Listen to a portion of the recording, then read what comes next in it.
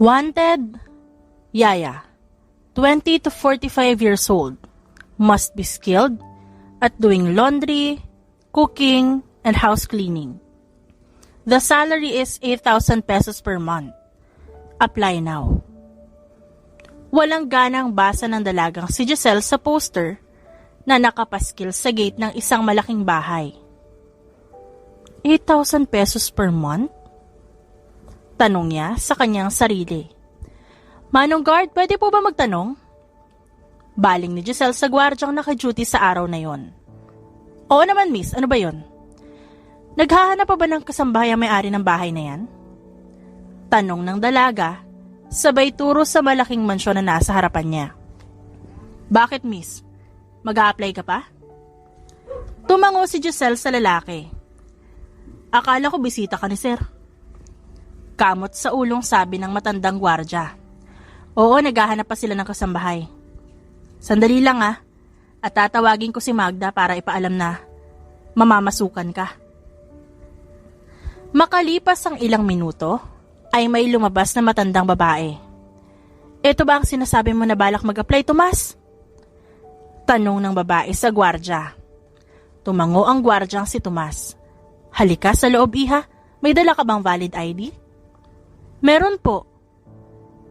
May sasabihin pa sana si Giselle nang matigilan siya nang may biglang sumigaw mula sa pangalawang palapag ng mansyon. Cheska, what have you done? Sigaw ng isang baritonong boses. I didn't do anything, Daddy. Sagot ng batang babae. You didn't do anything? Then why is your nanny crying? Sigaw muli ng hindi kilalang tinig. Napatingin si Giselle sa may hagdanan. Nakita niya ang isang lalaki na naglalakad pababa mula sa ikalawang palapag. The man was dressed in a sharp business suit. His chiseled jawline accentuated his rugged good looks. Ang lalaki ay merong natatanging kagwapuhan.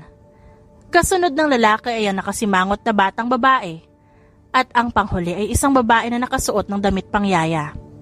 Sir Clyde, magre-resign na ho ako. Hindi ko na ho kayang alagaan si Cheska. Umiiyak na saad ng yaya na sumisinghot-singhot pa. Lauren, hindi ka na ba talaga mapipigilan? Tataasan ko ang sahod mo. Huwag ka lang mag-resign. Pagpupumilit ng lalaking nagngangalang Clyde sa kasambahay. Sir, hindi ko na ho kayang tiisin ang ginagawa ng anak niyo eh. Kahit ho taasan niyo ang sahod ko, hindi ko pa rin ho kaya magtagal dito. Naluluhang saad ng babae habang inaalis ang bubblegum na nasa buhok. Ay, isang kasambahay na naman ang pinaiyak ng pasaway na batang yun. Napalingon si Giselle sa katabing si Aling Magda nang bigla itong magsalita. Iha, yan si Sir Clyde, ang may-ari ng bahay na ito. At ang batang babae naman ay si Cheska. Masyadong makulit at pasaway ang batang yan. Ilang yaya na ang nag-resign sa trabaho dahil sa kagagawan niya. At yang si Lauren, pang-anim na siya sa mga sumuko para alagaan ang anak ni Sir. Sa buwan na to. Sinilip ni Giselle ang sala kung saan nakatayo roon ang problemadong si Clyde. Nasa harapan ng lalaki ang nakahalukip-kip na anak. Cheska, what did you do this time? Ikaw ba ang naglagay ng bubblegum sa buhok ni Yaya Lauren? Tanong ng lalaki. Hindi naman sumagot ang batang si Cheska. Cheska, I'm asking you. Daddy, don't shout. Narinig po kita. Sigaw naman ang batang babae sa ama. If you heard me, then why didn't you answer my question, young lady? Pagpipigil sa inis ng lalaki. Sumasakit ang ulo ni Clyde dahil sa pagiging pasaway ng anak. I did that to her because she's annoying. She didn't let me play with my Barbie. Sabi ko later na lang ako magtutulog, pero makulit siya. So I put bubblegum on her hair. Nakangusong wika ng 6 na taong gulang na si Cheska. Napamasahe naman si Clyde ng kanyang noo. Sa bawat araw na lumilipas, tila mas lumalala ang ugali ng kanyang anak. Marahil dahil na rin hindi niya natutukan ito at nabibigyan ng sapat na oras para disiplinahin ng maayos. Habang lumalaki ang bata dahil busy siya sa trabaho. Cheska, you know that it's bad to hurt people, right? Lalo na kung matanda sila sa'yo. Dapat natin sila irespeto. Sinubukan pa ni Clyde na ipaintindi yun sa anak. Yeah, whatever, Daddy. Napapikit ng mariin si Clyde dahil sa ginawang pag-ikot ng mga mata ng kanyang anak. Nakuha pa talaga nitong maging masungit sa kanya. Hindi talaga maitatanggi na namana ng bata ang ugaling pagiging masungit sa kanya. Nay Magda, tawag ni Clyde sa mayordoma ng mansyon. Ano yun, iho? Umalis sa tabi ni Giselle ang mayordoma at naglakad papalapit kay Clyde. Mukha hong kailangan na ho natin ng bagong yaya ni Cheska. Kayo na lang ho ulit ang aasahan ko sa paghahanap, Nay. Aba, tamang-tama. Narito si... Anong pangalan mo nga ulit, iha? Baling na tanong ng matanda sa nakatayong si Giselle. Giselle Castillo po, Manang Magda. Magalang na sagot ng dalaga habang papalapit sa dalawa. Si Giselle, nag-a-apply bilang katulong. Hindi ko naman inaasahan na may aalis na namang yaya si Cheska, kaya pwedeng si Giselle ang pumalit. Paliwanag ng matanda kay Clyde. Sure, Manang. Please, assist her to my office. Doon ko siya kakausapin. And you, Cheska, go back to your room. Naglakad na paalis ang binata. Sinundan ni Giselle ang tingin ng papalayong figura ng lalaki. Naputo lamang yun nang magsalita si Aling Magda. Iha, tanggap ka na sa trabaho. Simula ngayon, ikaw na nakatoka na mag-alaga ng anak ni Sir. Halika sa opisina, ipapaliwanag ni Sir ang iba pang impormasyon para sa trabaho mo. Nakangiting saad ng matanda. Masayang sumunod si Giselle.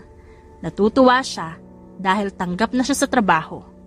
Ito lang kasi ang naisip niyang trabaho na hindi siya mahihirapan kung sakaling kailanganin niyang bumalik sa El Paraiso, ang lugar kung saan siya lumaki. Nang makarating sa silid, naroon na si Clyde.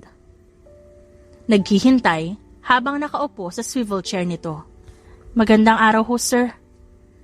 Tumango lamang ang binata. Please take your seat. What's your name? Did you bring your resume and a valid ID with you? Sir, wala pa po ako dalang resume. Ang bala ko pa lang po sana ay magtanong kung tumatanggap po ba kayo ng kasambahay bago po ako mag-ayos ng mga requirements kasi kararating ko lang din dito ngayon sa Maynila. Hindi ko naman ho inaasahan na matatanggap po ako agad sa trabaho. Pasensya na po. Nagkakamot noong saad ng dalaga. Okay, that's understandable. Hindi ko rin naman inaasahan na agad ako maghahanap ng yaya para sa anak ko. Can I see your valid ID? Kinuha ni Giselle ang kanyang wallet at naglabas ng 2 valid IDs. Iniabot niya ito sa lalaki. Okay, so you are Giselle Castillo and where you are from? Galing ho akong El Paraiso. Ang El Paraiso ay ang probinsya kung saan lumaki ang dalaga. Si Giselle, ang nag-iisang anak ng mag-asawang Castillo. Sikat ang kanilang pangalan sa probinsya dahil sa lawak ng kanilang ari-arian. At nang mamatay ang magulang ng dalaga, ang lahat ng yaman ay maiiwan sa kanya. Ngunit hindi naging madali lahat. Nag-iwan ng isang kondisyon ng kanyang mga magulang. Ang lahat ng mana niya ay makukuha niya lamang pagsapit ng kanyang ika-25 kaarawan. 23 pa lamang ngayon si Giselle. Kaya naman may 2 taon pa siyang hihintayin.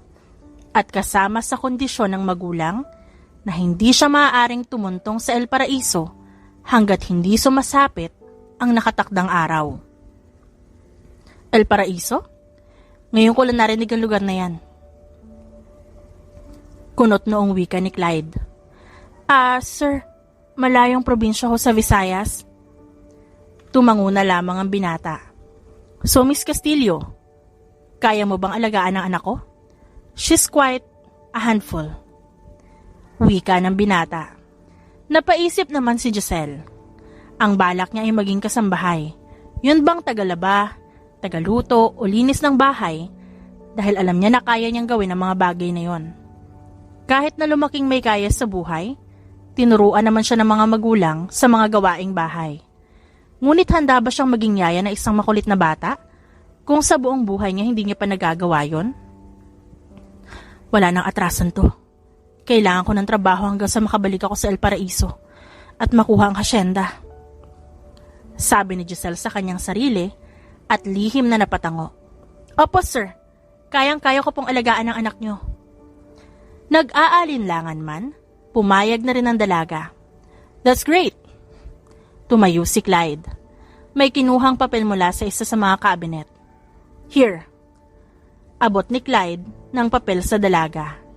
Yan ang listahan ng mga dapat mong tandaan sa pag-aalaga sa anak ko. Una, ikaw ang magpapakain, tutulungan magpaligo, at magpapatulog sa kanya. Pangalawa, pwede siyang maglaro ngunit sa pagsapit ng 2:00 ng hapon, kailangan niya matulog. Sa gabi, 8:30 dapat pinapatulog na si Cheska. Pangatlo, bawal ang palaging paggamit ng gadget at pagkain na matatamis. I allow her to do that once in a week. Mahabang paliwanag ni Clyde sa bagong yaya ng anak. Halos mahilo naman si Giselle dahil sa dami ng bawal at mga dapat niyang tandaan. Wow! Mas mahaba pa yata ito kaysa sa listahan ng utang ng Pilipinas. Natatawang sabi ni Giselle. Hindi na naman pinansin pa ni Clyde ang sinabi niyo ng dalaga. 8,000 a month, free na ang pagtira mo at pagkain mo dito. May tanong ka pa ba, Miss Castillo? Kung wala, maaari ka nang lumabas para masimulan ng trabaho mo. Wala na po sir. Sige ho at pupuntahan ko na ang anak niyo. Tumayo si Giselle at naglakad. Pinihit niya ang doorknob at handa nang lumabas, ngunit biglang nagsalita ang among si Clyde. Good luck on your job, Miss Castillo. Sana, mapaamo mo ang anak ko. Ito ang mga salitang narinig ni Giselle bago tuluyang isinara ang pintuan. Ay, mag-aalaga lang naman ako ng bata eh. Siguro kaya ko na yun. Sa asyenda nga, inaalagaan ko si Popo at saka sina Chik-Chik. Napahagik-gik na lamang si Giselle habang iniisip ang mga dating inaalagaang aso at sisiw. Nakita ni Giselle ang mayordoma ng mansyon at tinanong kung saan ang silid ng batang si Cheska. Inihatid naman siya ng matanda sa silid at ngayon nakatayo si Giselle sa harap ng isang kulay pink na pinto. Kumatok si Giselle sa pinto. Cheska, ako ang bago mong yaya. Pwede bang pumasok si Yaya Giselle sa loob? Masiglang tanong ni Giselle habang patuloy na kumakatok. Ngunit dumaan ng ilang segundo wala pa rin nagbubukas ng pintuan. Baby Cheska, ayaw mo ba makilala si Yaya Giselle? Pag-uulit ng dalaga, ngunit ang pinto ay nanatiling nakasarado. Baby, papasok na si Yaya sa loob ha. Gusto lang ni Yaya na makipagkilala sa'yo. Unti-unting binuksan ng dalaga ang pintuan. Baby Cheska. Ano ba to? Sigaw ni Giselle nang biglang sumalampak sa matigas na sahig ng kwarto. Aray! Ang sakit! Daing niya habang hawak ang masakit na balakang. Oops! Sorry! Hagik-gik na munting bata na nakaupo sa kama. Nagbaba ng tingin si Giselle sa sahig at doon niya nakita ang nagkalat na piraso ng mga holen na dahilan ng kanyang pagbagsak. Dahan-dahang tumayo ang dalaga. Ngunit sa dami ng holen sa kanyang paanan, muli siyang nadulas. Halos madurog ang pang-upo ni Giselle dahil sa muling pagkakahalik nito sa sahig. Dinig mula sa unang palapag ng bahay ang ingay na yon, kaya dali-daling pumunta sa silid ni Cheska si Magda na noon ay nagpupunas ng hagdan. Namula ang mukha ni Giselle dahil naabutan siya ng matanda sa ganoong sitwasyon. Lalo namang lumakas ang tawa ng bata na may pakana ng lahat ng to. Look at your face right now. You look like a rotten tomatoes. Your face is very red. Look at you. Utas na tawa ni Cheska habang itinuturo ang mukha ng kawawang yaya. Diyos ko po, Giselle, ano nangyari? Ba't ka nakadapa dyan sa sahig? Hysterical na sabi ni Magda. Akmang lalapit ang matanda pero pinigilan siya ng dalaga. Nay Magda, dyan na ho kayo. Baka madalas ho kayo sa mga holen. Tumigil naman ang matanda sa may pinto. Ayos ka lang ba, iha? Nag-aalalang tanong ng matanda kay Giselle. Ayos na ayos po, Nay Magda. Naglalaro lang po kami ni Cheska. Palakasan kami ng lagabog. Wag ho kayo mag-alala. Ayos lang po ang lahat. Pwede niyo na po ituloy yung ginagawa niyo. Bala ko din po makipagkwentuhan kay Baby Cheska eh. Lumapit si Giselle sa kama at naupo roon. Pilit na itinatago sa matanda ang masakit na balakang. Ay siya, sige, ayos ka lang talaga ha. Ako'y babalik na sa baba. Mas maganda nga na makausap mo ang batang yan para gumaan ang loob sa'yo, iha. O sige, mauna na ako ha. Nang makaalis ang mayordoma, biglang nagsalita ang pasaway na alaga ni Giselle. Don't sit on my bed! Alis! Alis! Sigaw ng bata. Dali-dali namang tumayo sa kama si Giselle. Inilibot ang paningin sa loob ng silid. Napansin niya ang palabas sa TV na pinapanood ng bata. Wow! You're watching Dora the Explorer? I'm watching them too when I was a kid. Alam mo ba, hindi naman sa pagmamayabang pero isa ako sa mga tumutulong para paalisin si Swiper noon. May pagmamalaking sabi ni Giselle na parang napakahalaga ng ginawa niyang yun. So what? Maarting wika ng batang si Cheska. Napawi ang malaking ngiti ni Giselle sa naging sagot ng bata. Cheska, gusto lang ni Yaya na makapag-friend sa'yo. Ayaw mo ba? Pinalungkot ni Giselle ang kanyang boses. Nagbabakas sakaling makakuha ang loob ng bata. No, I don't want you to be my friend. Maarting sabi ng bata sabay cross arms. Napangiwi na lang si Giselle. Mukhang mahihirapan ang dalaga na kunin ang loob ng bata. You don't want to be my friend? As in? Why? Ayaw ko lang po. Gagawin ni Yaya Giselle ang lahat para maging friends tayo. Sabi ni Giselle bago lumabas sa silid. Sumapit ang gabi. Kinumusta ni Clyde ang bagong yaya ng anak. Narinig niya mula kay Magda na sa unang araw pa lang may ginawa na agad na kalokohan ng bata. Nagliligpit ng pinagkainan si Giselle nang biglang may nagsalita sa kanyang likuran. Giselle, ay balaka! Sir! Kayo pala! May kailangan ho kayo? Gulat na bulalas ni Giselle dahil muntik niya nang mabitawan ng platong hawak. Nang makita si Clyde, napaayos siya ng tayo. Maging si Clyde, napatuwid din ang pagkakatayo dahil sa biglaang pagsigaw ng dalaga. Umiling naman ang binata. I heard what happened earlier. Pasensya ka na talaga sa anak ko, Miss Castillo. Ay, sir, ayos lang ho. Hindi ko talaga alam kung ba't lumaking pasaway si Cheska. Problemadong saad ng lalaki. Sir, wag niyo po sanang mamasamain yung tanong ko, pero gusto ko lang pong malaman kung nasaan po ba yung mama ni Cheska? Tanong ni Giselle na puno ng kuryosidad. Simula kasi nung dumating siya, kaninang umaga, wala pa siyang nakikitang babae bukod sa mga kasambahay.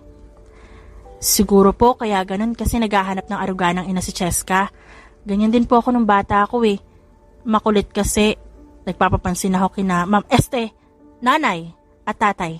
Oho, nagpapapansin po ako sa mga magulang ko. Kasi gusto ko ng atensyon, kaya ako makulit. Muntik pang masabi ni Giselle ang salitang mommy at daddy. Wala nang mommy si Cheska. Gulat naman si Giselle sa kanyang narinig.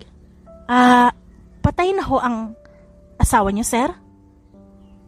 Mabagal na tanong ng dalaga. Humakbang si Clyde. Akala ni Giselle aalis ng kusina ang lalaki para iwasan ang tanong pero kumuha lang pala ng baso si Clyde at nagsali ng tubig. Cheska is not my daughter. Anak siya ng kapatid ko. 21 years old ako nang mamatay ang kapatid ko after she gave birth to Cheska. Hindi rin naman alam ng pamilya namin kung nasaan ba nakabuntis kay ate. Kaya ako nang tumayong guardian ng bata. I legally adopted her, making her as my daughter. Ani Clyde at bumalik sa pagkakasandal sa pader. Wow, hanga ako sa'yo, sir. Sa edad mong yan, sinalo mo yung responsibilidad na yon? It's a big responsibility, sir. Seryosong sabi ni Giselle sa amo. Hindi lahat ng lalaki kayang umako ng ganoong kalaking responsibilidad. Kahit pag ginawa yun ni Clyde dahil sa kapamilya niya naman ng bata, sa panahon kasi ngayon, bilang na lang ang mga lalaking handang umako ng ganitong responsibilidad. Ang iba nga, mismong sariling anak nila ang tinatakbuhan. Alam mo ba, Miss Castillo, minsan nga naisip ko, Kaya ba ganun ang ugali ng anak ko ay dahil hindi ko nagawa ang responsibilidad ko na tumayong ama sa kanya? May mali ba sa paraan ng pagpapalaki ko kay Cheska? May kulang pa ba? Sir, wala ho ako sa posisyon para sagutin yan. Pero base ho sa nakikita ko kung paano mo siya pahalagahan, masasabi ko pong hindi kayo nagkulang kay Cheska. Baka ang pagiging makulit niya, paraan niya para makuha ang oras at atensyon niyo. Siguro nga ay tama ka. Dito mga nakaraang buwan, masyado ako naging abala sa negosyo. Minsan nawawalan na ako ng oras kay Cheska.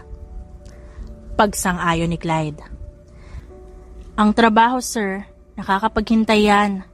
Hindi naman yan mawawala kaya mas paglaanan mo ng oras yung bata. Nagtagal ang pag-uusap ni Clyde at Giselle.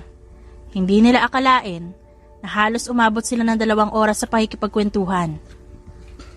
Shit! It's almost 10 p.m. Mukhang naabala ko ang pagtulog mo. Tiyak kong antok ka na, Miss Castillo. Nahihiyang sabi ni Clyde sa katulong. Ako ayos lang, sir.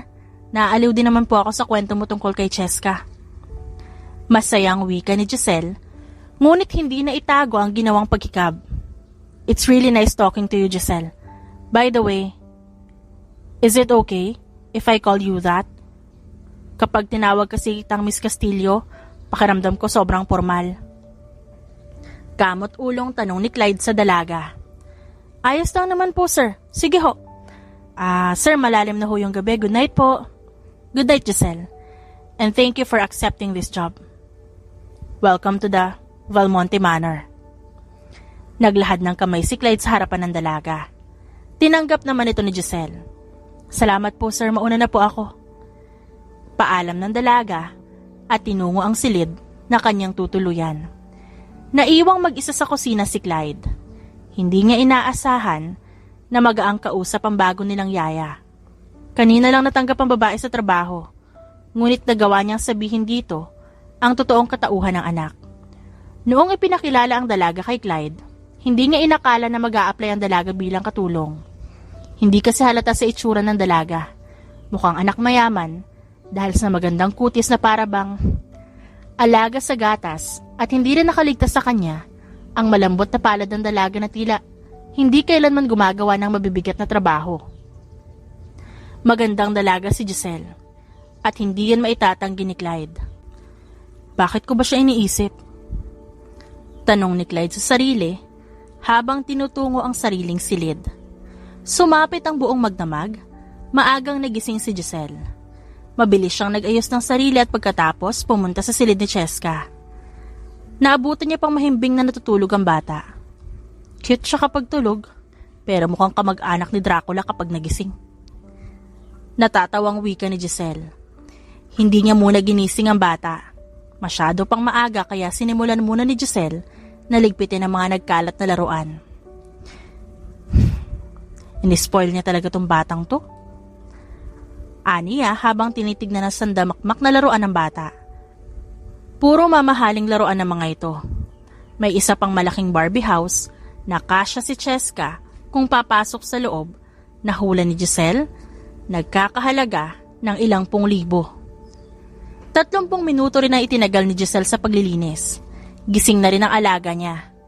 What are you doing here? Wika ng bata habang nagkukusot ng mga mata. Rise and shine, baby Cheska. Masiglang bati ni Giselle sa alaga. Get up, baby. Let's go to the CR. And let's finish your morning routine. After that, pupunta na tayo sa baba kasi naihanda na ni Nay Magda ang food mo. I'm too lazy to get up. Maktol ng bata sabay padyak ng mga paa. Wala namang nagawa si Giselle kundi lapitan ng bata at buhatin. Di bubuhatin kita, tapos mag-brush ka na ng teeth ha. Tumango naman ang inaantok pang bata. Pagkatapos asikasuhin ni Cheska, bumaba na ang dalawa para kumain. Where's Daddy Clyde? Usisang tanong ng bata. Sakto naman na pababa na ng hagdan si Clyde nang marinig ang tanong ng anak. Oh, nandiyan na pala si Daddy mo. Daddy, feed me please. Ayaw ko kay Yaya Giselle. Ngusong sabi ng bata. Good morning, Cheska. Umupo si Clyde sa tabi ng anak. Ako nang bahala dito, Giselle. Thank you. Tawagin mo na si Manang para sumabay na kayong kumain sa amin. Agad namang tumalima ang dalaga. Ngunit na makausap ang matanda, siya na lang ang pinasabay kumain sa mag-ama. Nasa na iba? Nakakain na raw po sila. Anang dalaga. Kung ganon, ikaw na lang ang sumabay sa amin, Giselle. Maupo ka na. Kahit nahihiya, ay sumabay pa rin ang dalaga sa mag-ama. Tanging ang ingay lamang ng kubyertos at ang matinis na boses ni Cheska ang maririnig sa pagkainan. Daddy, I want ham, not gulay. Reklamo ng bata nang lagyan ni Clyde ng konting gulay ang kanin. Kahit konti lang, baby, please. Hindi pwedeng puro frozen food ang kinakain mo. Sobra na. But I don't like the taste of it. Nakasimangot na wika ni Cheska. Baby Cheska, kapag kumain ka ng gulay, papayagan ka ng daddy mo maglaro sa labas. Di ba, Sir Clyde? Hindi maiwasang sumingit ni Giselle sa usapan ng mag-ama. Alam niyang hindi kakainin ng bata ang gulay na yon kung hindi susuhulan. Really? Pwede ako mag-play outside, Daddy? Tanong ni Cheska kay Clyde. Pasimple namang sinipa ni Giselle ang paa ng lalaki at sinenyasan. Nakuha naman ni Clyde ang nais ipahiwatig ng katulong.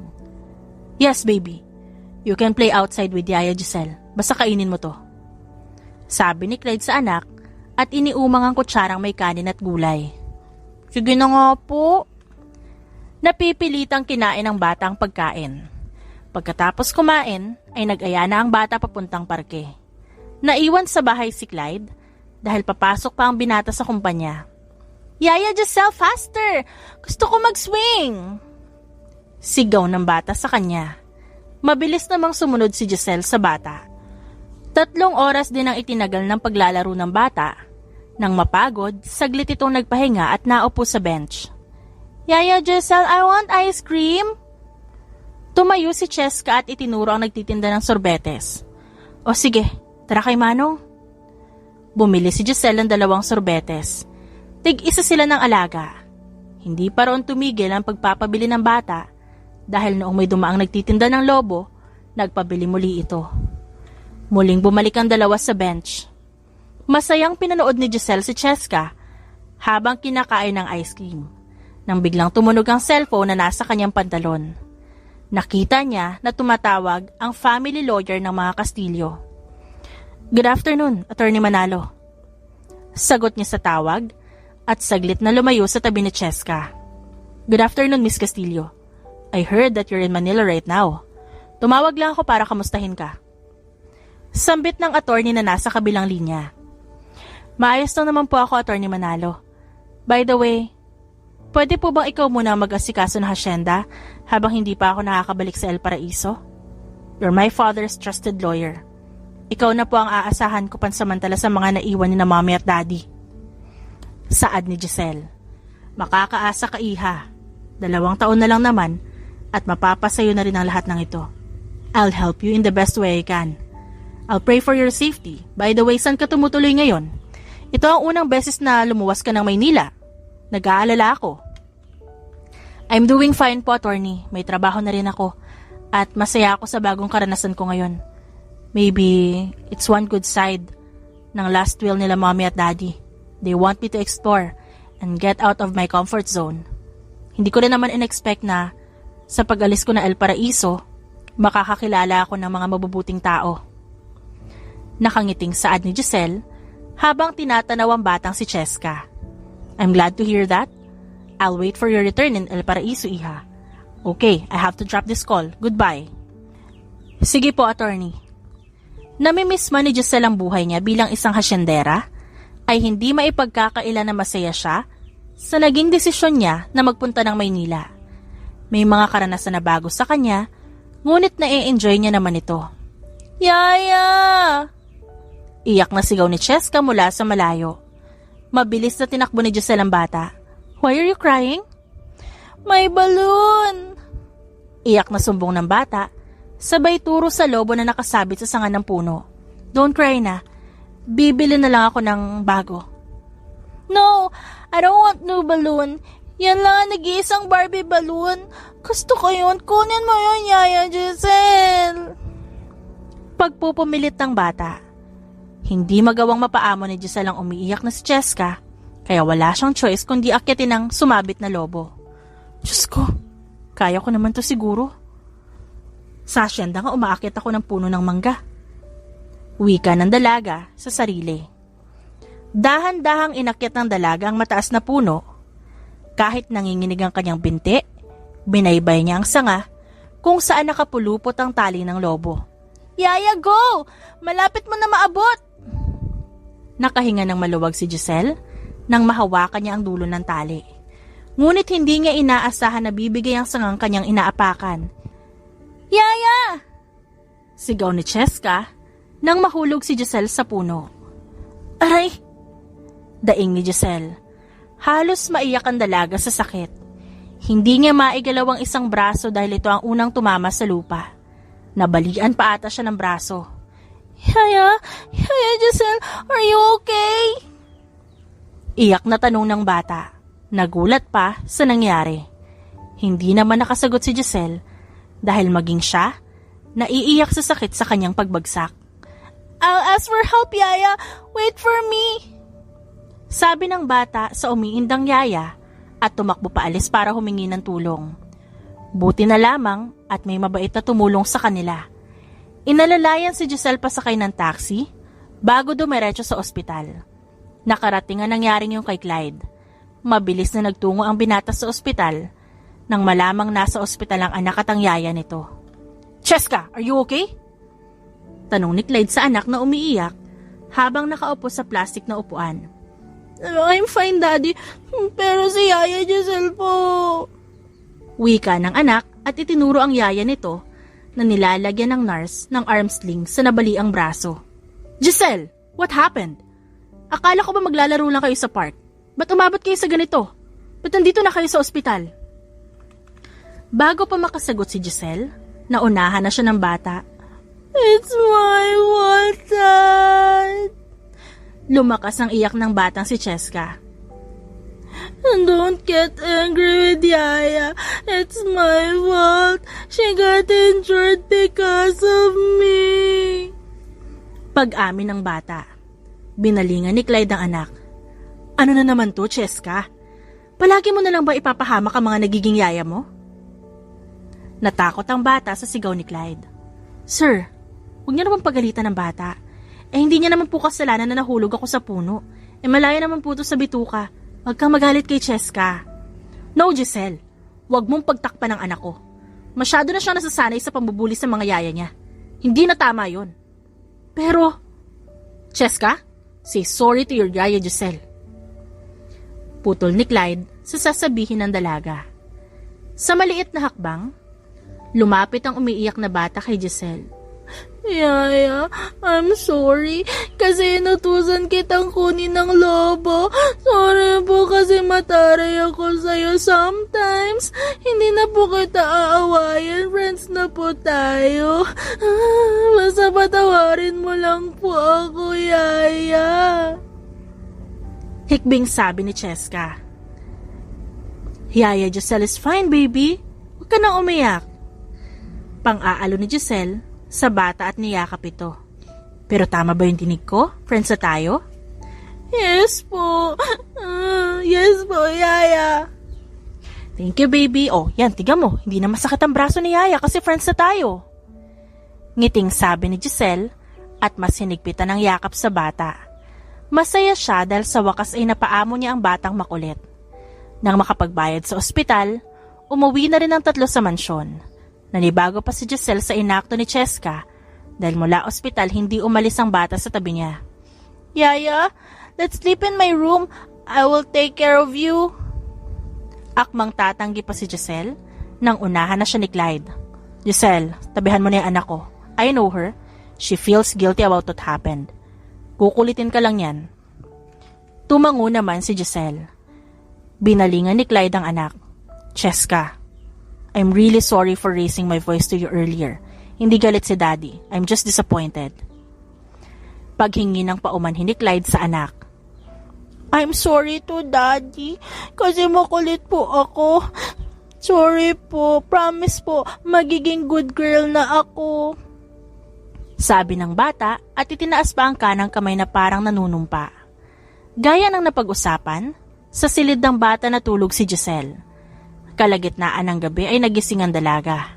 Bumangon siya para magtungo sa kusina upang uminom ng tubig. Habang palapit sa kusina, nakita niya na bukas ang ilaw sa loob. Bumulaga sa kanya ang malapad na likod ni Clyde na noon ay nagtitimpla ng kape. "Sir!" Gulat na bulalas ng dalaga. Ba't gising ka pa?" Nauhaw lang ho." Naglakad si Giselle para kumuha ng baso sa taas ng cabinet. Dahil sa nabaling braso, nahirapan siyang maabot yon. "Let me." Boses ng lalaki na ngayon ay nasa likod na niya. Dama ni Giselle ang init ng katawan ng binata dahil sa lapit. "Thank you, sir." Halos pabulong na saad ni Giselle. Nagsalin siya ng tubig at ininom pagkatapos. Nilingon niya si Clyde na ngayon ay abala sa papeles na nasa ibabaw ng mahabang lamesa. Nakasuot ang lalaki ng simpleng fitted sando. Kitang-kita ang namumutok nitong muscles at tattoo sa katawan. She blushed at that sight. Hindi siya sanay na makitang ganito ang suot ng binata. Dahil palaging naka-formal attire ang lalaki kapag nagkakasalubong sila sa bahay. "Babalik ka na ba ulit sa pagtulog, Giselle? Do you mind if I ask you to join me here?" Tanong ng binata sa kanya habang hindi inaalis ang tingin sa hawak na papel. "I won't mind. Nawala na rin naman ang antok ko, sir." Kumuha ang dalaga ng upuan bago naupo malapit sa lalaki. Pinanood niya ang ginagawa nito. "I'm sorry sa ginawa ng anak ko." "Sir Clyde, ayos lang po talaga. Kanina pa po kayo nagsasorry ng anak niyo eh. Mag-ama nga talaga kayo." Aniya at tumawa.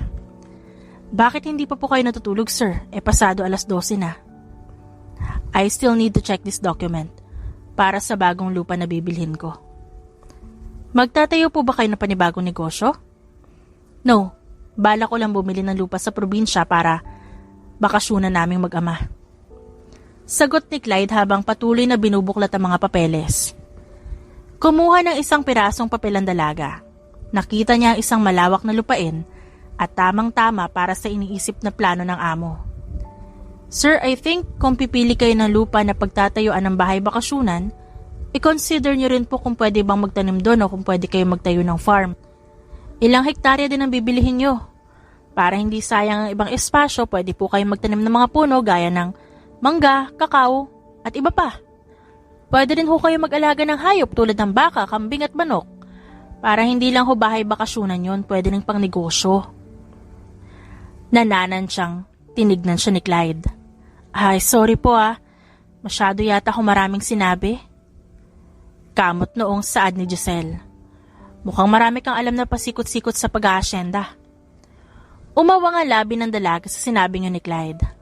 "Ay, sir, alam mo naman, 'di ba? Lumaki ho kasi ako ng probinsya, kaya medyo may alam ako sa ganyang mga bagay." Kabadong wika ng dalaga. Dahil sa kadaldalan niya, mukhang mabubuking pa yata ang turing niyang pagkatao. "Ganun ba? Akala ko tuloy sasabihin mo na isa kang hasyendera, kaya ka marunong sa bagay na to." Natatawang biro ng binata. Hilaw na, tumawa lang ang dalaga at napaiwas pa ng tingin. "Hindi po. Total marami kang alam sa ganito, maaari mo ba akong tulungan? At isa pang pabor, Giselle, malapit na kasi ang 7th birthday ni Cheska. Bala ko sana siyang sorpresahin. Matutulungan mo ba ako?" "Oo naman, sir. Tutulungan ko po talaga kayo. Tsak matutuwa si Cheska sa binabalak niyo para sa kaarawan niya." Malaki ang ngiti na sabi ng dalaga. Napatulala naman si Clyde at tinitigil niya si Giselle. Hindi niya maalis ang tingin sa nakangiting dalaga na parang isang diwata na nagniningning sa gabi dahil sa suot na puting satin. Nag-iba ang kabog ng dibdib ng binata. Para itong nagwawala at ang salarin, ang babaeng nasa kanyang harapan. "Sir," tawag ni Giselle sa nakatulalang lalaki. Tumikim si Clyde at nahihiyang nag-iwas ng tingin.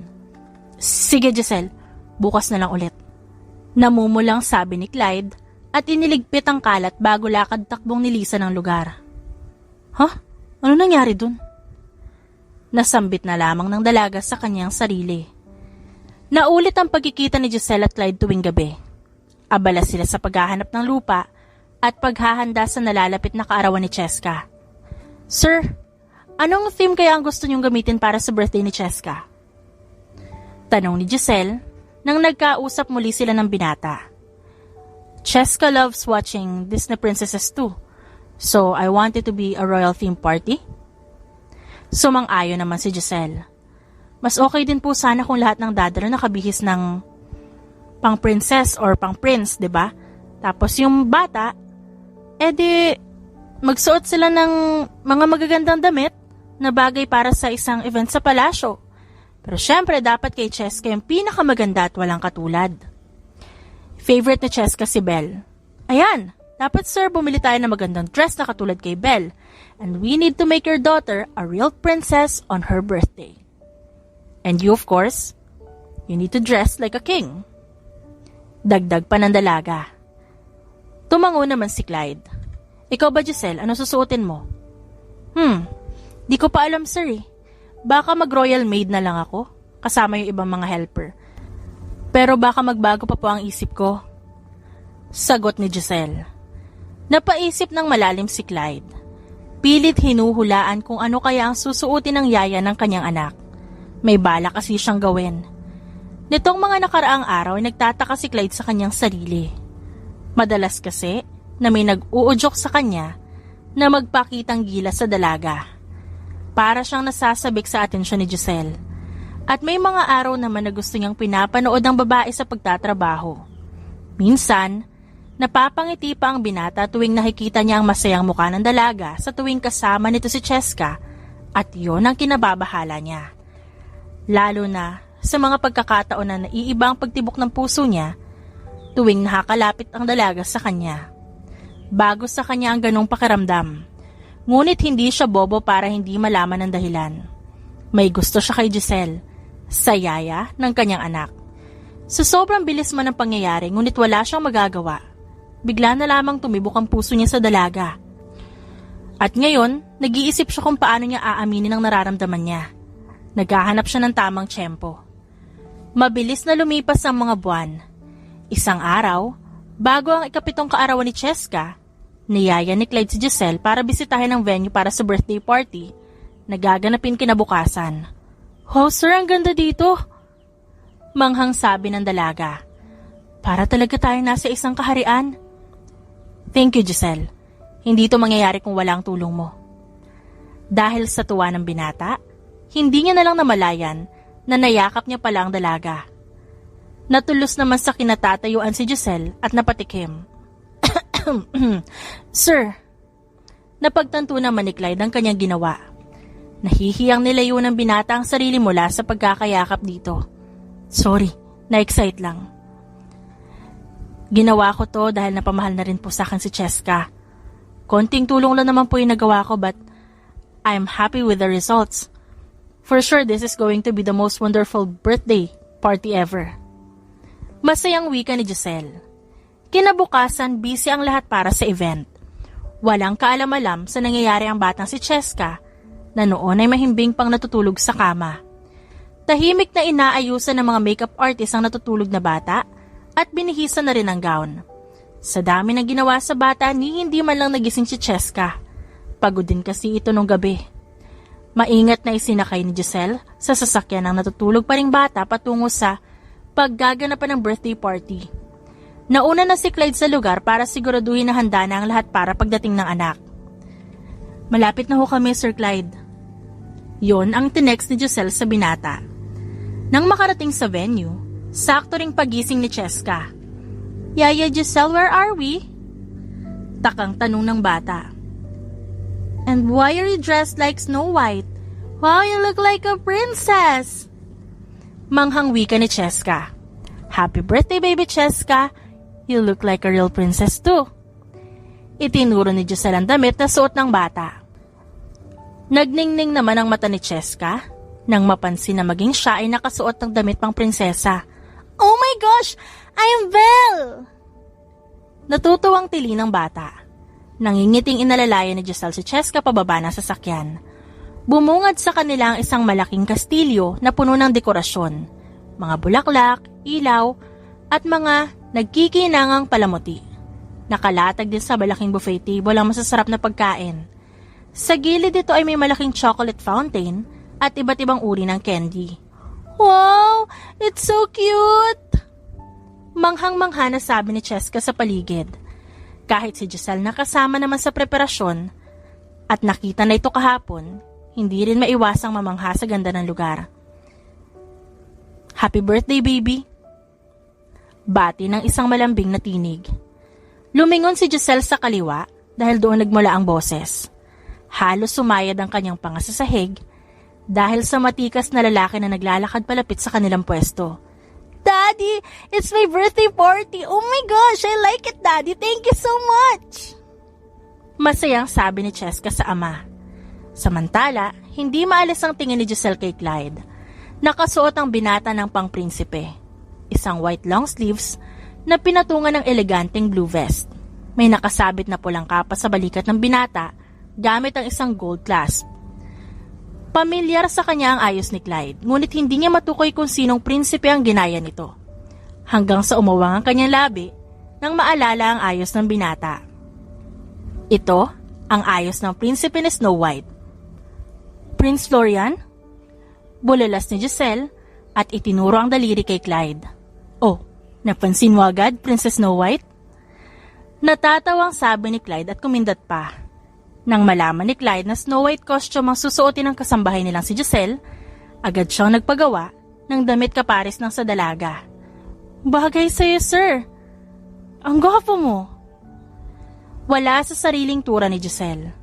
Napatakip naman ang bibig ang dalaga nang mapagtanto niya ang lumabas na mga salita sa kanyang bibig. Thank you.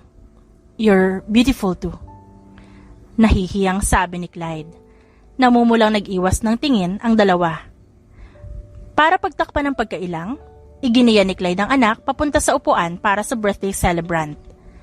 Nagsimula na ang kasiyahan. Maraming bisita ang dumalo. Nagkalat ang mga bata na kaibigan ni Cheska.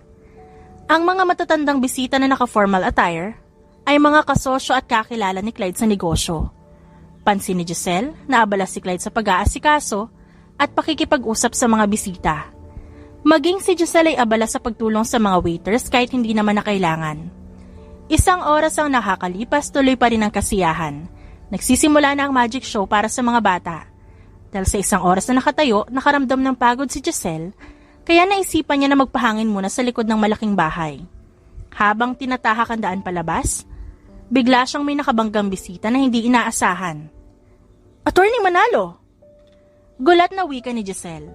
Si Attorney Manalo ang private lawyer ng kanilang pamilya at pinaghabilinan niya ng mga ari-arian sa probinsya. Nagulat siya at agad nagtaka kung bakit naroon si Attorney Manalo sa birthday party ni Cheska. Giselle, ikaw ba yan? Nagtatakang tanong ng abogado. Mabilis namang tumango ang dalaga. Attorney Manalo, anong ginagawa niya dito? Kinakabahang sabi ni Giselle. Inilibot niya ang paningin at napansin na si Clyde ay tila may hinahanap sa paligid. Agad na hinilan ni Giselle ang lalaking attorney at dinala sa tagong parte ng bahay. Attorney, why are you here? Pababalikin mo na ba ako sa El Paraiso? Pero hindi pa sumasapit ang 25th birthday ko. Hysterical na sabi ng dalaga. Kumalma ka, iha. Hindi ka pa babalik sa probinsya. Hindi ko rin naman inaasahan na makikita kita dito. Ako ang legal advisor ni Clyde para sa bagong lupa na kanyang binili. Right. Nakahinga ng maluwag ang dalaga. Naalala ni Giselle ang sinabi ni Clyde na balak nga nitong bumili ng lupa sa probinsya. Ikaw, iha, anong ginagawa mo dito? Nung huli tayo nagkausap, nabanggit mo nasa Maynila ka at nagtatrabaho ngunit hindi ko inaasahan na dito kita makikita kina Clyde. Well, mahabang kwento po, attorney, pero sa madaling salita, namasukan akong yaya kina Sir Clyde. Yaya? Hindi makapaniwalang sambit ng abogado. Pero ikaw nagmamay-ari na napakaraming lupain sa probinsya. Shh, attorney! Baka may makarinig. Saka hindi pa naman legal na napupunta sa akin ang lahat. Wika ni Giselle. Pasasaan ba at makukuha mo rin yan sa tamang panahon? Pero alam ba ni Clyde at ng anak niya na ang yaya nila ay isang hasyendera? Alanganing tanong ng matanda. Umiling si Giselle. Hindi nila alam. Itinago ko sa kanila ang tunay kong pagkatao. Malungkot na sabi ng dalaga. Tumango si Attorney Manalo. Nauunawaan ang sitwasyon ng dalaga. Naiintindihan ko. Huwag kang mag-alala, hindi ko ito ipapaalam kahit kanino. Ngunit kailan mo balak ipaalam ang katotohanan sa mag-ama? Alam ko na napalapit na rin ang loob nila sa'yo. Tiyak na masasaktan sila kapag nalaman nilang naglihim ka sa kanila. Alam ko ho, attorney. Darating ang panahon na mabubunyag din ang tunay kong pagkatao pero sa ngayon, habang wala pang nakakaalam, gusto ko ipagpatuloy ang pagsisilbi sa mag-ama. Sa kabilang banda, hinanap ni Clyde si Giselle. Ngunit bigo siyang makita ang dalaga. Kaya nagpa siya ang binata na hanapin si Giselle sa labas. Habang naglalakad, napansin niya ang pamilyar na likod ng babae. Naglakad siya palapit at nakita niyang may kausap si Giselle. Attorney Manalo, Giselle. Nagtatakang saad ni Clyde sa dalawa na natigil sa pag-uusap. Halos mawala naman ang kulay ang mukha ng dalaga na makita si Clyde. Sir Clyde, kanina pa ho kayo dyan? No. Ano ginagawa niyo ni attorney dito sa labas? Magkakilala ba kayo? Hindi naman ni Giselle alam ang isasagot sa binata. Mr. Valmonte, I just asked one of your staff kung saan ako makakahanap ng quiet spot. And a client called me. At nagbagandang loob ang kasambahay mo na ihatid ako dito sa labas. I'll head back inside now. Thank you. Thank you very much. Giselle? Pagligtas ng abogado sa dalaga, naglakad na pabalik sa kasiyahan ng attorney. Naiwan naman sa labas sina Clyde at Giselle na kapwa tahimik. Giselle, kanina pa kita hinahanap. Can I talk to you? Malumanay na tanong ng binata. Sure. Tara po, maupo tayo doon. Turo ng dalaga sa upo ang kahoy na nasa lilim ng puno na may nagkikislapang ilaw. Naupo ang dalawa at tahimik na nagpapakiramdaman sa isa't isa. Nailang si Giselle sa katahimikan kaya binasag niya na ito. Alam ko po na may pag-uusapan tayo, sir. Pero, pwede niyo na po bang sabihin? Napahawak sa kanyang batok si Clyde, senyales na nahihiya ang binata. Hindi alam ni Clyde kung paano niya ba uumpisahan ang kanyang confession na matagal niya nang pinaghandaan. Ngayong araw niya balak aminin sa dalaga na gusto niya ito, ngunit hindi niya alam kung ano ang kanyang gagawin. Ano ba, Clyde? Ilang beses mo na itong pinagpraktisan. Ba't ngayon hindi mo alam ang gagawin mo? Inis na saad niya sa kanyang sarili. Gaano ka nakatagal nagtatrabaho sa amin, Giselle? Halos batukan ni Clyde ang sarili dahil sa tanong niyang iyon. Mag-iisang taon na rin po. Ngayon lang din napagtanto ni Giselle na matagal na rin pala siya sa mga Valmonte. Isang taon na lang, babalik na siya sa El Paraiso. Medyo matagal na pala. Nanlalamig ang mga kamay ni Clyde. Lahat ng sinaulo niya kanina sa harap ng salamin ay nawala. Ang tanging natatandaan lang niya ay ang nabasa sa internet. Na kapag di mo alam ang sasabihin mo, sa gusto mong babae, daanin mo sa pick-up lines. Giselle, kape. Napatigil si Clyde nang marinig ang sinabi at halos murahin niya ang sarili. Ha? Gusto mo ba ng kape, sir? Litong tanong ng dalaga sa hindi mapakaling si Clyde. No, ayoko ng kape. Humugot ng isang malalim na buntong hininga ang binata. Giselle, kape ka ba? Seryoso, sir? Pick-up lines? Bumunghalit ng tawa si Giselle. Hindi niya akalain na marunong pala mag-pick-up line ang amo niya. Hindi kasi halata sa itsura nito. O sige, sir. Bakit? Pagsakay ni Giselle sa pakulo ni Clyde. Gusto na lamang magpakain ni Clyde sa lupa dahil sa kahihiyang tinatamo niya sa harapan ng dalaga. Ngunit nasimulan niya na ipahiya ang sarili sa babae kaya pangangatawanan niya na ito. Kasi di ko kayang simulan ng araw ko nang wala ka. Pikit matang dugtong ni Clyde. Hindi naman napigilan ni Giselle na tumawa ng malakas. Halos kapusin na siya ng hininga dahil sa sobrang pagtawa. At nang maikalma ang sarili, hinarap ni Giselle si Clyde na parang pinagbagsakan ng langit at lupa dahil sa sambakol nitong muka.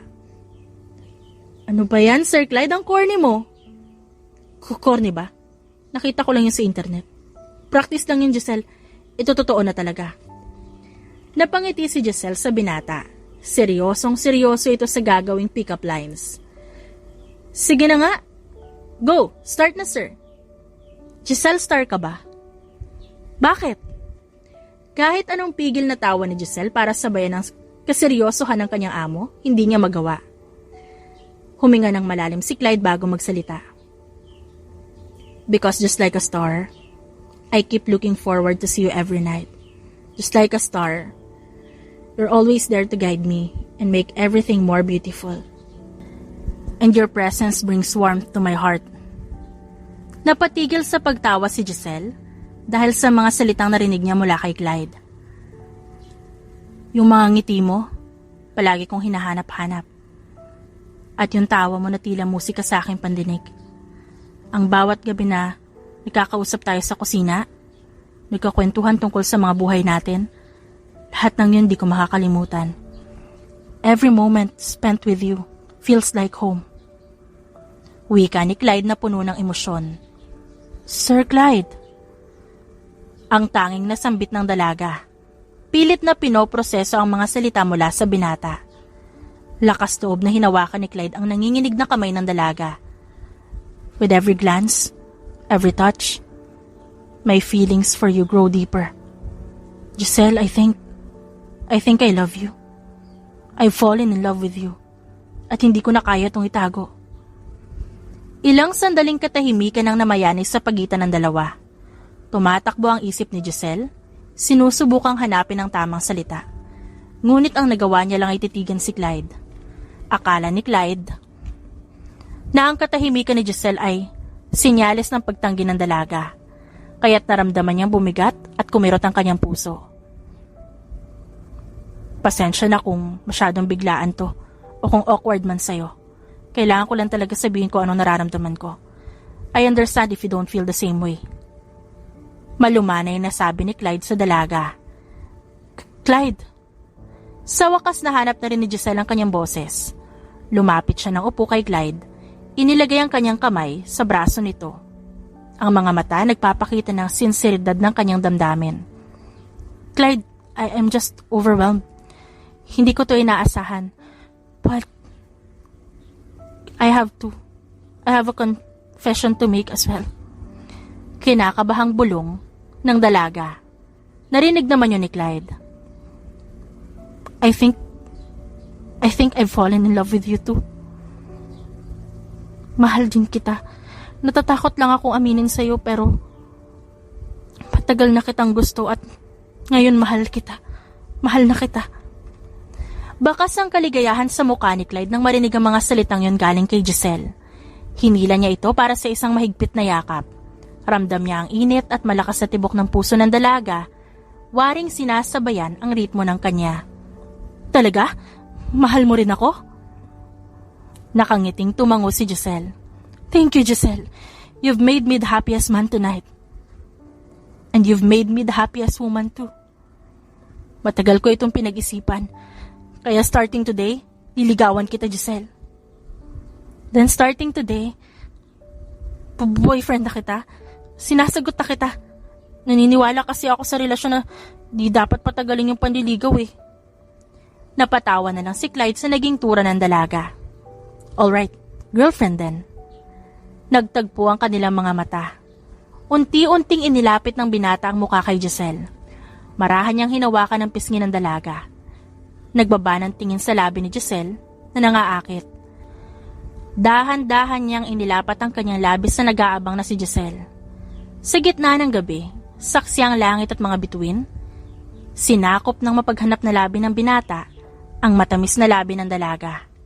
Ito ang unang halik nila bilang magkasintahan. Nahalikan mo na si Snow White kahit di pa siya nakakahagat ng mansanas. Pabirong wika ni Giselle nang maalala ang suot nilang costume. I want more. Halos paos na sabi ni Clyde at muling dumukwang para sa isang maalab na halik. Nagtapos ang gabing yon na masaya ang kanilang mga puso. Sa mga nagdaang araw, pansin ang pagbabago ng pakikitungo ni Clyde kay Giselle. May hinuha na ang ibang mga kasambahay lalo na si Magda na may nangyayaring maganda sa pagitan ng dalawa Noong kaarawan ni Cheska, masaya siya dahil sa wakas may karelasyon na rin si Clyde at si Giselle yun. Mabait na bata naman kasi ang dalaga kaya pabor siya sa babae. Kahit na may alam na ang mga kasambahay patungkol sa kanilang relasyon, palihim pa rin nagkikita sina Clyde at Giselle tuwing gabi. Yun lang ang oras na nagkakasama sila ng matagal. Sa umaga kasi busy si Giselle sa trabaho, sa pagbabantay kay Cheska at ang binata naman ay abala sa kumpanya. Minsan, bago umalis papuntang trabaho ay kumukuha pa ng tiyempo si Clyde para mahalikan ng kasintahan. Hindi pa kasi nila alam at napag-uusapan kung paano ipapaalam kay Cheska ang kanilang relasyon. Hanggang sa isang araw, habang nasa parke sina Clyde at Giselle, kasama ang batang si Cheska, inutusan ni Giselle ang kasintahan na bumili ng ice cream malapit sa convenience store. Naiwan si Giselle na naglalatag ng banig sa damuhan at si Cheska na busy sa pagsusuklay ng kanyang hawak na Barbie doll. Yaya Giselle, 10 Barbie. Pakasalan mo ang daddy ko. Halos matumba si Giselle sa pagkakatayo dahil sa sinabi niyo ni Cheska. Anong sinabi mo? Lahat ng toys ko, ibibigay ko sa'yo. Basta pakasalan mo lang ang daddy ko. Kala nyo, di ko napapansin na gusto nyo ni daddy ang isa't isa. Palagi ko kayong nahuhuli ni daddy na nagkikiss. Nanunuksong wika ng bata. Namula ang pisngi ni Giselle dahil sa sinabi ng kanyang alaga. Akala ng dalaga ay hindi nakikita ni Cheska ang patagong halik ni Clyde sa kanya. Baby, saan mo natutunan yan ha? Bawal pa sa baby ang mga kasalat kiss na yan. Tanong ni Giselle sa bata. Dahan-dahang tumayo si Cheska sa banig at kumandong sa dalaga. Narinig ko po kina Yaya Magda at sa ibang mates. Pero Yaya, wag mo akong tsikahin. Iniwawala mo ako sa usapan natin. Sabi ko pakasalan mo daddy ko.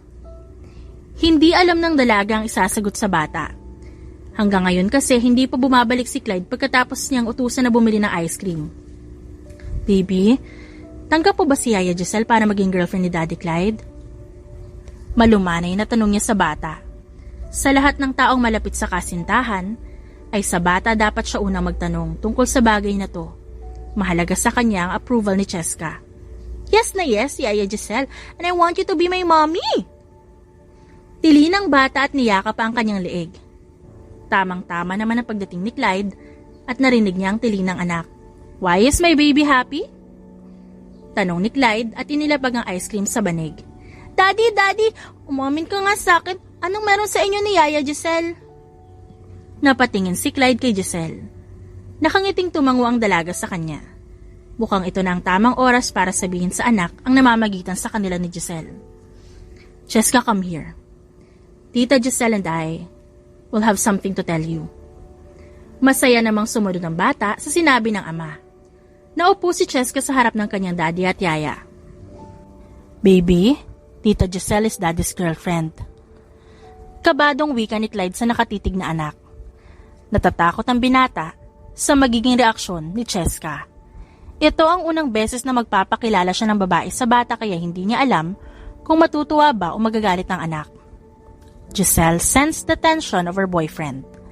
Para itong isang teenager na kinakabahan sa harap ng magulang habang umaamin sa kasalanan. Hindi mapigilan ni Giselle na mapatawa. Love, stop laughing. Kinakabahan na nga ako sa magiging sagot ng anak ko. Ngusong sabi ni Clyde sa tumatawang girlfriend. Love, calm down. Huwag kang kabahan. Kung alam mo lang kung anong sinabi sa akin ni Cheska kanina habang wala ka. Daddy, girlfriend lang. Pakasalan mo na po agad. Gawin mo na po siyang mommy ko. Sigaw na reklamo ng bata sa ama. Clyde almost dropped his jaw because of what his daughter just said. Mula sa gilid ay mas lumakas ang tawa ng kanyang girlfriend. Ganyan din ang reaksyon ko nung tinanong niya ako kanina. Imagine my face after hearing that from Cheska. That she would give all her dolls to me pakasalan lang kita. Hindi naman makapaniwala si Clyde. Baby, do you approve my relationship with Tita Giselle? Yes, Daddy. I also want Yaya Giselle to be my mommy. She's kind. She takes care of me and of course she loves me. Malaking ngiti na sabi ng bata. Halos matunaw naman ang puso ni Giselle sa narinig sa alaga. Hindi niya napigilan ang sarili na yakapin si Cheska. Thank you, baby. Kahit na love ni Yaya Giselle si Daddy Clyde, syempre mas love pa rin kita kasi ikaw ang first baby ni Yaya Giselle. Yaya Giselle, can I call you mommy now? Matagal ko na pong gusto ng mommy eh. Tanong ni Cheska. Mababa ka sa nalungkot sa boses ang bata. Napuno ng luha ang mga mata ni Giselle. Lumuhod siya upang salubungin ang tingin ni Cheska. Of course, sweetheart. I would be so honored if you called me mommy. Yay! May mommy na ako! Napangiti si Clyde sa kanyang nasaksihan. Anak, salamat sa pagtanggap kay Tita Giselle na maging girlfriend ni Daddy at maging mommy mo. Sabi ni Clyde kay Cheska. Wala yun! Daddy, si Mommy Giselle naman is mabait and pretty. Tumawa si Giselle sa komento ni Cheska habang hinahaplos ang buhok ng batang babae. Thank you, Ches. Ikaw ang pinakamaganda at pinakamabait namin na baby ni Daddy Clyde. Naging magaan ang pakiramdam ni Clyde at Giselle matapos umamin. Tila nawala ang agam-agam nila at pag-aalinlangan dahil sa maluwag na pagtanggap ni Cheska sa kanilang relasyon. Sinulit ng 3 ang oras nila sa park at masayang nakikipaglaro si Cheska sa ibang mga bata habang ang magkasintahan ay naiwang nakaupo sa nakalatag na banig. Napansin ni Clyde na matamang pinagmamasdan ni Giselle ang kanyang anak. Masaya ka ba, love? Tumango naman si Giselle at ngumiti ng ubod ng tamis. Sobrang saya, Clyde. Hindi ko inakala na ganito kaaga at kagaan na matatanggap ni Cheska yung pagiging bahagi ko sa buhay niyo. Hinawakan ni Clyde ang kamay ng kasintahan. Kanya itong dinala sa kanyang labi at binigyan ng magaang halik. I love you. Malambing na sabi ni Clyde at pinatakan ng halik ang noon ng dalaga. I love you too, Clyde. Wala nang mahihiling pa si Giselle. Parang gusto niyang manatili sa piling ng mag-amahabang buhay at talikuran ng pagiging hasyendera, ngunit hindi yun ganun kadali. Naisip niya na dugo at pawis ng kanyang mommy at daddy ang inialay sa hasyenda at lupain sa El Paraiso. Ito na lang din ang naiwang alaala ng kanyang mga magulang. Ngayon natanggap siya ng binata at ng bata. Ang tanging problema na lang ni Giselle kung paano aaminin sa mag-ama ang tunay niyang pagkatao. Alam niyang hindi matutuwa ang dalawa kung sakaling malaman nila ang katotohanan. Nakakatakot sa posibleng maging reaksyon nila. But I'll cross the bridge when I get there. Gusto ko munang maging makasarili sa pagkakataong ito. I want to spend my remaining month with them before I return to El Paraiso. Sabi ni Giselle sa kanyang sarili. Mabilis na lumipas ang araw. 3 linggo na lamang at ipagdiriwang na ni Giselle ang kanyang ika-25 kaarawan. Isa lang ang ibig sabihin nito. Malapit na siyang umalis. Samantala, pansin ni Clyde ang pagiging balisa ng kanyang kasintahan itong mga nakaraang linggo. Palagi itong may kausap sa cellphone at nahuhuli niyang naluluha ang dalaga tuwing pinapanood siya nito pati na rin si Cheska. Isang araw habang nagluluto sa kusina si Giselle, ay naiwan ang cellphone ng dalaga sa sala. Nakita ni Clyde na umiilaw ang bagay na yon at tumunog senyales na may tumatawag. Love, may tumatawag sa phone mo.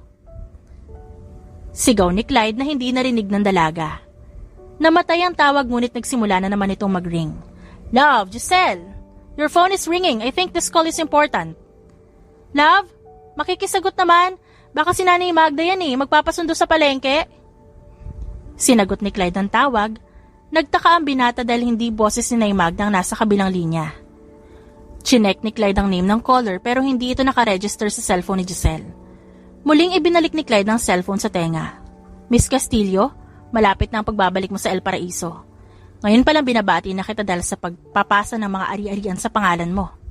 Hihintayin namin ang pagbabalik ng hasyendera sa El Paraiso and I think it's time for you to bid goodbye to Clyde and his daughter. Nabitawan ni Clyde ang hawak na cellphone dahil sa mga salitang nanggaling sa kabilang linya. Love, let's eat! Tawag ng kalalabas lang na si Giselle. Nagtaka ang dalaga kung bakit hindi kumikibo si Clyde. Pagtingin niya sa sahig, nakita niya ang kanyang cellphone. Namutla si Giselle nang makita ang pamilyar na number ni Attorney Manalo, na noon ay nasa kabilang linya pa rin. Who are you? Malamig na tanong ng binata sa kanya. Naiiyak na sinalubong ni Giselle ang nanlilisik na mata ni Clyde. Clyde, I can explain. Lumapit si Giselle kay Clyde, ngunit napatigil ang dalaga nang humakbang paatras ito. Giselle, totoo ba? Hasyendera ka? Bakit mo tinago sa akin ang tunay mong pagkatao? Paano mo nagawa magsinungaling sa akin? Ano pa? Ano pa mga kasinungalingang itinago mo? Kasinungalingan lang din ba na mahal mo ako? Pagpapanggap lang din ba yon?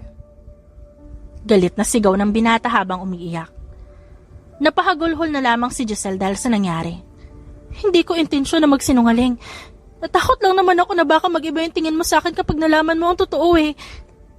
Umiling-iling si Clyde. Hindi makapaniwala sa sitwasyon.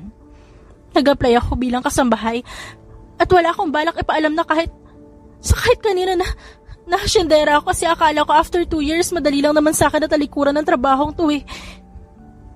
Hindi ko inaasahan na mapapalapit ako sa anak mo at hindi ko din naman inaasahan na mamahalin kita. Gusto ko lang naman maging simpleng tao sa paningin mo, na minamahal mo ako dahil sa kung sino ako, hindi dahil sa kayamanan ko. Halos magmakaawa siya kay Clyde para pakinggan siya nito, ngunit sarado ang tenga ng binata para sa kanyang pagsamo. Umalis ka. Umalis ka na. Bumalik ka sa El Paraiso. Bumalik ka sa lugar na pinanggalingan mo. Hindi ka namin kailangan, Cheska. Hindi namin kailangan ng sinungaling na babaeng katulad mo. Clyde, nagmamakaawa ako. You said you love me, right? Sabi mo mahal mo ako pero bakit di mo ako pakinggan? Punong-puno ng luha at pawis ang mukha ng dalaga. Nakasalampak siya sa malamig na sahig at patuloy na umiiyak. May kumudlit na awa kay Clyde. Ngunit agad ding nawala tuwing naaalala ang kasinungalingan ni Giselle. Sa ganoong eksena sila naabutan ni Cheska. Daddy, why are you making Mommy Giselle cry? Galit na sabi ng bata at tumakbo patungo sa umiiyak na si Giselle. Cheska, come here. No, ba't mo inaaway ang Mommy Giselle ko? Pagtataray ni Cheska sa ama at naiiyak na rin. Napahilot sa sentido si Clyde dahil umiral na naman ang katigasan ng ulo na anak. Cheska, I said come here. Lumayo ka si yaya mong yan. Dumagundong ang malakas sa sigaw ni Clyde sa loob ng bahay. Nang hindi sumunod ang anak, walang nagawa ang lalaki kundi bitbitin palayo ang anak. Put me down! I want Mommy Giselle! I want Mommy! I hate you! I hate you! Pagwawala ng bata nagsimula na ring umiyak. Please, Giselle, nakikiusap ako, umalis ka na. Huwag mong hayaan na pati anak ko magalit sa'yo. Kapag nalaman niya ang totoo, kaya please umalis ka na. Mas lalong lumalakas ang iyak ni Giselle, na sinasabayan pa ng iyak ni Cheska. No, Mommy Giselle, don't go! Tawag ng bata habang pilit na kumakawala sa hawak ng ama. Clyde, please. Dapat pagbalik ko dito wala ka na. Malamig na saad ng binata. Bit-bit ang umiiyak na si Cheska at tuluyang tinalikuran ng dalaga. Nanlulumong tumayo si Giselle. Nangyari na ang araw na kinatatakutan niya. Ang sabi niya noon, handa niyang harapin ang galit ni Clyde ngunit masakit pala. Hindi siya galit sa binata dahil sa ginawang pagtataboy nito sa kanya dahil alam niyang may kasalanan din naman talaga siya. Naiintindihan niya na nabigla lamang si Clyde at nadala lamang ng galit. Sa kabila ng nangyari, mahal pa rin ni Giselle si Clyde. At kung ang paglayo niya ang sagot para makapag-isip-isip ang binata, gagawin niya yon. Nang hihinang tinahak ni Giselle ang daan palabas sa mansyon ng Valbonte. Thank you to all the memories we've shared. Hanggang sa muli. Cheska and Clyde. 3 linggo na ang nakakalipas, gaya ng kagustuhan ni Clyde, umuwi si Giselle sa El Paraiso. Dito niya kinaharap ang mga responsibilidad bilang hasyendera.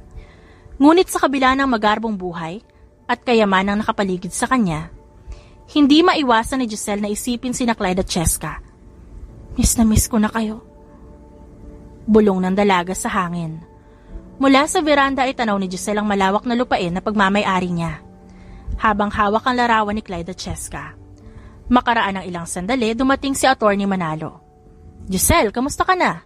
Mukhang malalim ang iniisip mo. It's been hard, Attorney. I miss them so much. Si Cheska, and especially si Clyde. Leaving them was the hardest thing I've ever done. Naiintindihan ko. Mahirap ang pinagdaraanan mo. Nagsisisi ka ba sa naging desisyon mo na iwan sila? I don't know. This place has always been my home, but now it feels so empty. I keep thinking about Cheska's smile and Clyde's eyes. Namimiss ko na talaga sila, attorney. Have you thought about reaching out to Clyde? Baka makinig siya sa paliwanag mo sa pagkakataong ito. Natatakot ho ako eh. Paano kung hindi niya pa rin ako napatawad? Giselle, love is a powerful thing. If your feelings for each other are true, there's always hope. Sometimes, kailangan lang ng tao ng oras para maintindihan niya mga bagay-bagay at mapatawad ka niya. Pagbibigay payo ni Attorney Manalo. Do you really think there's a chance? Ayoko nang palalain pa ang lahat, attorney. I believe in second chances, Giselle. At naniniwala ako na mabuting tao si Clyde. Kinakailangan niya lang ng oras na maintindihan lahat and give him a chance to understand your reasons. Huminga ng malalim si Giselle. Nakaramdam siya ng konting pag-asa. Alam niyang hindi magiging madali ang lahat pero ang salita ni Attorney Manalo ang nagbigay sa kanya ng lakas para sumubok. You're right, attorney. I need to face this. I'll reach out to Clyde and try to explain. I can't live the rest of my life wondering what might have been. That's the spirit. Whatever happens, remember that you have the strength to overcome this. Nakasuporta ako sa magiging desisyon mo, Iha. Matapos ang usapang yon, nagpaalam na rin si Attorney Manalo. Kinahapunan, hindi inaasahan ni Giselle ang pagdating ng isang bisita. Mula sa veranda ay natanaw ni Giselle, sa may gate ang sumisigaw na si Cheska. Dali-daling pinuntahan ng dalaga ang batang umiiyak. Cheska, ano ginagawa mo dito? Paano ka nakarating dito? Nagpatid po kay Attorney Manalo. When I knew that he knew you, I begged him na dalhin niya ako dito. Pero bakit, Cheska? Alam pa ito ng daddy mo? Tumakas po ako, Mami Giselle. I'm bad at daddy kasi pinalayas ka niya. I don't understand him. Why did he do that? Hindi ba love ka niya? Bakit niya ginawa yun? Kahit naglay ka sa amin, dapat di ka pa rin niya pinaalis. Umiiyak na yumakap sa liig ni Giselle ang bata. Cheska, galit ka ba sa akin? Akala ko, I'm not mad, Mommy. I miss you. I don't wanna lose you. Kaya dito lang po ako sa'yo. Kung ayaw ni Daddy, edi ayaw natin sa kanya. Hindi natin siya bati. Sabi ng bata na tinawanan ni Giselle. Namiss din kita, Cheska. Huwag kang mag-alala, andito lang ako, pero kailangan mo bumalik sa daddy mo, nag-aalala yun. Malumanay na sabi ni Giselle sa bata. But I don't wanna go back when I'm not with you. I want to be with you. Sumapit ang gabi habang inaasikaso ni Giselle si Cheska sa kanyang kwarto. Narinig ng dalaga ang tunog ng busina ng sasakyan mula sa labas. Agad na bumaba si Giselle upang tignan kung sino ang dumating at nagulat siya nang makita si Clyde na bumaba mula sa sasakyan. Clyde? Hindi makapaniwala si Giselle sa kanyang nakikita. Is Cheska here? Yes, nasa loob siya, nagpapahinga. Nakahinga naman ang maluwag si Clyde dahil sa narinig. Cheska and I were supposed to come here tomorrow. Pero napaaga siya kasi tumakas siya. Nag-alala ako kaya sumunod ako. Even me, I was also surprised to see her. Pinagmasdan ni Clyde ang dalaga. Pumayat ito at kita sa mga mata ng dalaga ang pagod. Nakaramdam ng kirot ng puso si Clyde. Alam niya na siyang dahilan kung bakit nagkaganito ang dalaga. Can I talk to you, Giselle? Paghingi niya ng permiso. Ngumiti naman ang maliit si Giselle. Ito na ata ang pagkakataon na magkakausap sila ng masinsinan. Dinala ni Giselle ang lalaki sa kubo malapit sa asyenda. Clyde, hindi niya na natuloy pang sasabihin na magsalita ang binata. Giselle, I've made a terrible mistake. And I want to apologize for the things I said before. Nasabihan kita ng masasakit na salita. Dahil sa galit. At lubos kong pinagsisihan yon. I realized that I let my emotion get the best of me. And I'm truly sorry for that. Saad ni Clyde habang nakaluhod sa harap ni Giselle. Humihingi siya ng patawad sa ginawa niya. Nitong mga nakaraang araw, lubos na pinagsisisihan ng binata ang ginawa niya kay Giselle. Hindi niya dapat yun ginawa. Hindi niya dapat ito pinalayas. Pinakinggan niya dapat ang kasintahan. Clyde, it's okay. I understand. I'm at fault too. Hindi okay. Nasaktan kita, Giselle. At kinamumuhian ko ang sarili ko dahil doon. Sa sobrang galit ko, hindi ko na naisip kung gaano kita nasaktan ng mga oras na yon. Nilamon ako ng galit hanggang sa natabunan ng pagmamahal na meron ako sa'yo. Pero hindi dapat ganun. I'm sorry. I still love you. And I don't want to lose you. Sabi ni Clyde na umiiyak na. Lumuhod si Giselle para pantayan si Clyde. Mahal kita, Clyde. Hindi naman nagbago. Hindi kumupas. And I forgive you. Mas matimbang pa rin ang pagmamahal na meron ako sa'yo. Malambing na tura ni Giselle. I'm sorry, Giselle. I'm sorry too, Clyde, for lying. Giselle, I've learned that dwelling on your mistakes won't change anything. What's important to me now is us moving forward together. Nakangiting sabi ni Clyde sa dalaga. Clyde, I can't express how grateful I am for your forgiveness. Pangako ko na gagawin ko ang lahat upang ituwid ang pagkakamali ko at pahahalagahan ng bawat sandali na kasama ka si Cheska. Madamdaming saad ng dalaga sa kasintahan. Giselle, our love is too precious to be overshadowed by the past. Let's just close this chapter at mag-focus tayo sa kung ano mararating natin, okay? From now on, let's fill our lives with love and happiness. Kalimutan na natin lahat. Magsulat ulit tayo ng panibagong chapter na punong-puno ng pagmamahal, tiwala at pag-intindi. Nagtagpo ang kanilang mga mata at dahan-dahang hinaplos ni Clyde ang pisngi ni Giselle. Binigyan ni Clyde ng malambing na ngiti ang dalaga. Tumitig sa labi ni Giselle na nangaakit. At sa isang iglap, tinawid niya ang distansyang namamagitan sa kanila. Nagtagpo ang kanilang labi at pinagsaluhan ang isang matamis at maalab na halik. Tila huminto ang paligid habang sila'y nalulunod sa matamis na sandali. Hinihingal ang magkasintahan pagkatapos ng ilang minutong halikan. Pagkatapos ng pag-uusap na yon, pumasok na ang magkasintahan sa loob ng hasyenda. Tinabihan nila ang mahimbing na natutulog na si Cheska. Kinabukasan, nagising sina Giselle at Clyde dahil sa tili ng bata. Oh my gosh! Bati na po ba kayo, Mommy, Giselle and Daddy?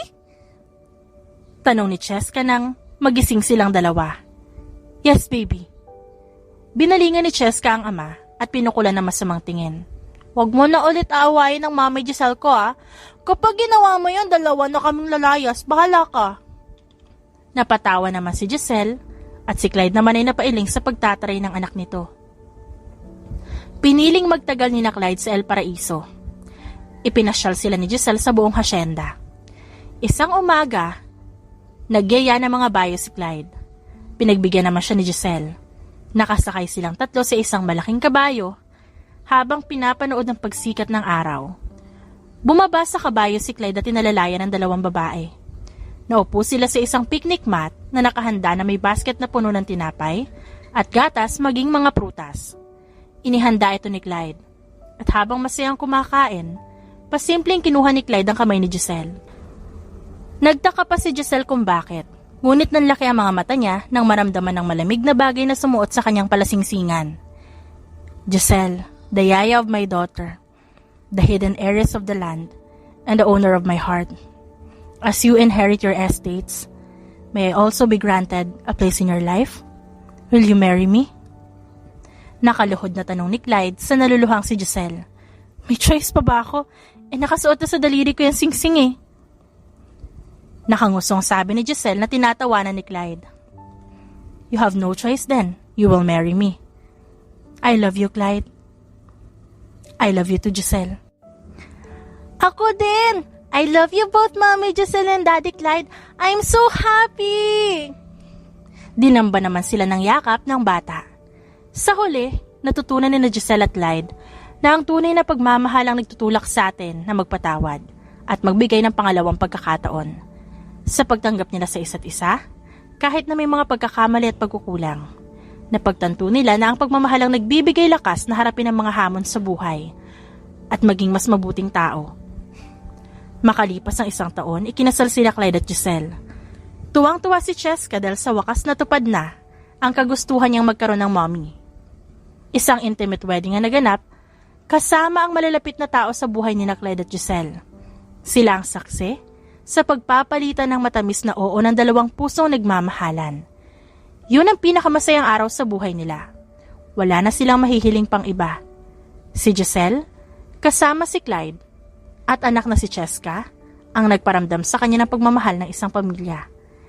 At lalo pang naging masaya ang dalaga nang malaman na may bagong blessing na paparating sa kanilang pamilya. Wala nang pagsidlan ng kasiyahan si Clyde. Nangako siyang mamahalin habang buhay si Giselle, ang yaya, na isa palang hasyendera, na ngayon ay kanya ng asawa. The End.